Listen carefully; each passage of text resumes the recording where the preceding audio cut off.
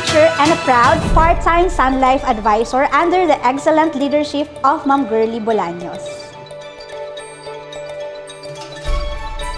Well, ito po yung palaging tinuturo sa amin na dapat ipa-feel namin sa clients namin yung puso namin sa serbisyo. Hi everyone, good morning. I am Mary Ann Duyug. My friends call me Mayan, and I am a registered electrical engineer by profession, and at the same time a proud part-time Sun Lifer under the leadership of our manager candidate, Ma'am Girly, and also me, DM Van.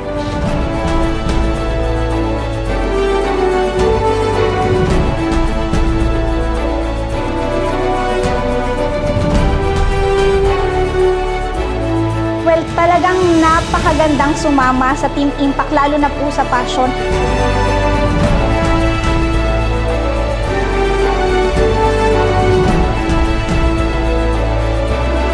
Lahat tayo dito pare-parehong may pinagdadaanan. Tama? Parang yung punong yan. Pero hindi siya bumibigay. Hindi ka bumibigay. Bakit? Tingnan nyo yung ugat. Sino yung ugat? Nakikita nyo ba yung sign? May nakikita kayong sign? Ano?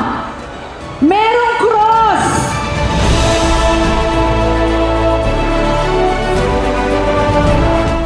Congratulations sa inyo.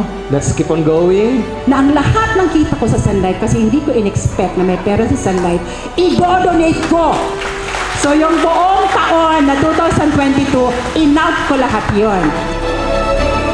Sino again ang gustong sumama sa Sunlight? Taas ang kamay!